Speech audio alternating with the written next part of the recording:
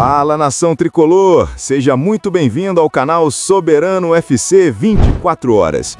No vídeo de hoje a gente passa por tudo que está movimentando São Paulo. Mercado da bola, Marcos Antônio no Flamengo, Rames Rodrigues de volta ao Morumbi, especulações envolvendo Michael, Alan, Pablo Maia, Vitinho, Medina e os bastidores pegando fogo com a política do clube.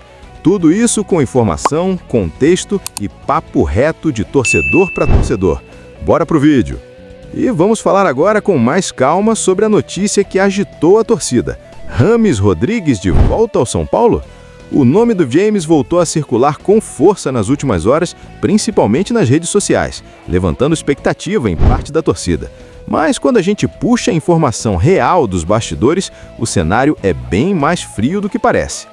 Até o momento, não houve contato oficial do São Paulo com o staff do jogador e nem abertura formal de negociação. Internamente, o clube trata o assunto como especulação de mercado, muito mais alimentada pelo nome e pelo peso do jogador do que por um movimento concreto da diretoria. Existe também a questão financeira, que pesa bastante. Rames teria um salário elevado e incompatível com o atual teto do São Paulo, além de custos indiretos, como luvas, comissões e adaptação contratual. Em um momento em que o clube busca reduzir folha e reorganizar contas, uma operação desse tamanho exigiria uma engenharia financeira pesada, algo que hoje não está no radar da gestão. Outro ponto importante é o contexto esportivo. A comissão técnica não vê o Rames como prioridade dentro do planejamento atual. A ideia do clube é investir em peças mais jovens, com potencial de revenda e intensidade maior, principalmente no meio-campo. O histórico recente de lesões e irregularidade física do jogador também entram na análise e geram cautela.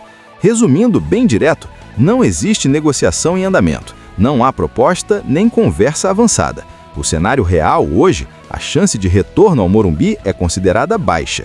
Se pintar algo oficial, a gente traz, mas por enquanto é só especulação. Agora vamos falar sobre o mercado da bola e o panorama do elenco com mais detalhes. O São Paulo vive um processo de enxugamento e reorganização. Saíram de Neno e Rigoni, o Mailton foi emprestado ao Fortaleza até dezembro de 2026, com o Fortaleza bancando 100% do salário e com opção de compra. E dos reforços que chegaram recentemente, só Tolói e Tapia permaneceram no clube. Esse movimento gera duas consequências claras. Primeiro, alívio da folha imediato, com cortes e empréstimos reduzindo gastos mensais. Segundo, perda de continuidade e de poder de barganha no mercado. Quando você troca muita peça e não consegue convencer jogadores-chave a vir, o elenco vira um quebra-cabeça sem peça central. A diretoria alega que isso libera verba para reforços com salários mais altos, onde cabe, mas a verdade é que isso só funciona se tiver planejamento. Caso contrário, vira remendo e o time perde competitividade. Vamos falar um pouco de Pablo Maia, que teve sondagens da Europa. Pablo recebeu sondagens de clubes da Alemanha e da Turquia. Por conta disso, o São Paulo monitora com atenção. Ele tem potencial de venda, mas carrega um histórico recente de lesões, o que reduz um pouco o preço pedido. O pensamento interno é simples. Se chegar uma proposta próxima ao que o clube tem praticado em vendas recentes, vender faz sentido para gerar caixa imediato e viabilizar outras operações. Se não vier proposta boa, a alternativa é segurar e tentar recuperar o jogador para valorizá-lo mais. Ou seja, a decisão vai ser totalmente matemática, colocando oferta na balança e risco esportivo do outro lado. Marcos Antônio e o interesse do Flamengo, o que realmente acontece. Saiu a informação de que o Flamengo estaria de olho no Marcos Antônio por conta de problemas físicos no elenco deles. O fato é que Marcos Antônio pertence a Lazio e está emprestado ao São Paulo até o meio do ano que vem. No contrato de empréstimo existem cláusulas de metas e prioridade de compra para o São Paulo. Na prática, até o fim do empréstimo, o jogador fica protegido. Se o Flamengo quiser conversar, isso só acontece depois que o São Paulo decidir se exerce ou não sua prioridade. Por agora, a tendência é de permanência e o clube já trabalha cenários financeiros pensando nessa aquisição. Nas últimas horas surgiram boatos de interesse em Michael e Alan, mas os números são o grande problema. Michael tem contrato até 2028 e salário na casa de R$1,5 milhão por mês. Alan tem vínculo até 2027 e recebe algo em torno de R$800 mil mensais. O Flamengo não libera jogadores desse porte sem compensação financeira. E para o São Paulo, qualquer uma dessas operações exigiria empréstimo com divisão salarial ou um modelo criativo que aliviasse a folha. Sem isso, a chance é mínima. São nomes interessantes, mas fora da realidade atual do clube. O que sabemos sobre Medina, meia do Estudiantes? Medina surgiu como possibilidade depois de boa passagem pelo Boca e bom desempenho no atual clube, o Estudiantes. O clube argentino trabalhou o jogador como ativo de valorização, especialmente com boa campanha continental, e o staff do atleta passou a mirar mercados mais expostos.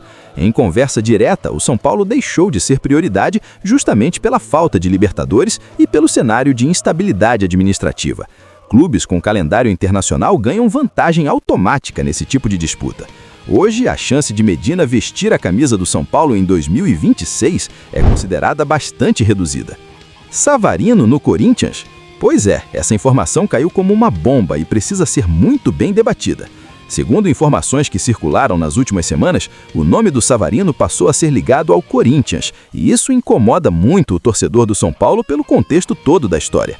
O Savarino foi alvo do São Paulo, houve conversa, houve tentativa e o próprio Savarino, na época, usou como argumento para não avançar que estava adaptado ao Rio de Janeiro, que a família estava confortável e que não fazia sentido mudar naquele momento. Agora, se essa negociação com o Corinthians realmente avançar, fica uma sensação muito ruim. Primeiro porque o rival é da mesma cidade, o que derruba completamente o argumento usado para recusar o São Paulo. Segundo, porque escancara o momento do clube. O São Paulo negocia, tenta, conversa, mas não consegue convencer o jogador, enquanto o rival aparece e vira a opção real. Isso acaba sendo um retrato claro da bagunça institucional que o São Paulo se tornou nos últimos anos. Não é só sobre o Savarino, é sobre credibilidade, projeto e ambiente. O jogador olha o cenário, olha os bastidores e faz a escolha que considera mais segura. E se ele topar jogar no Corinthians depois de tudo que foi dito, a indignação do torcedor é totalmente compreensível. Patrick, Jandrei e Mandaca, detalhes das movimentações entre São Paulo e Juventude. Patrick e Jandrei foram emprestados ao Juventude por uma temporada, com salários pagos integralmente pelo clube gaúcho. Os contratos vão até dezembro de 2026 e não incluem opção de compra. É alívio imediato de folha, mas sem retorno esportivo garantido. Sobre o Mandaca, o volante do Juventude que entrou no radar do São Paulo, o clube fez apenas uma consulta para entender valores e condições, mas não chegou a formalizar proposta. O Mandaca é jovem, tem boa intensidade, vem se destacando pela regularidade e já desperta interesse de clubes de fora do país, o que aumenta bastante o seu valor de mercado. O Juventude não pretende facilitar a saída. O jogador tem contrato longo, é peça importante no time e o clube gaúcho quer dinheiro ou uma proposta muito vantajosa. O São Paulo até avaliou uma possível troca de jogadores, mas a ideia não avançou. Hoje, a realidade é que o Mandaca é um nome interessante tecnicamente, mas está fora do alcance financeiro do São Paulo neste momento, ficando apenas no monitoramento. Vitinho e por que o negócio é difícil? Vitinho é visto como alvo estratégico para a lateral direita, mas a negociação é complicada. O técnico Anselmi conta com o jogador no Botafogo e não quer perdê-lo agora. Além disso, clubes como o Atlético Mineiro, Cruzeiro e Grêmio também monitoram a situação. Para avançar, o São Paulo precisaria convencer o atleta no projeto esportivo e apresentar uma proposta que agrade o Botafogo, o que não é simples. É uma negociação aberta, mas sem desfecho próximo. Agora vamos falar de uma pauta pesada que mexe direto com o futuro do clube. A pauta do processo de impeachment do presidente Júlio Casares. Já existe data marcada para a discussão do pedido, que vai ser no dia 12 de janeiro, quando o Conselho Deliberativo vai analisar se o documento vai ser aceito ou não. Esse ainda não é o voto final, mas define se o processo vai seguir adiante. O que preocupa o torcedor é quem participa dessa decisão inicial. O pedido passa pelo Conselho Consultivo, que tem nomes históricos da política do São Paulo, como o próprio Casares, Leco, Aidar e outros personagens de gestões muito contestadas. Além disso, já apareceram listas de conselheiros ligados à situação que não assinaram o pedido, preferindo não se comprometer agora. Isso mostra um cenário de bastidores travado, com muita articulação política e pouca resposta prática para a crise que o clube vive.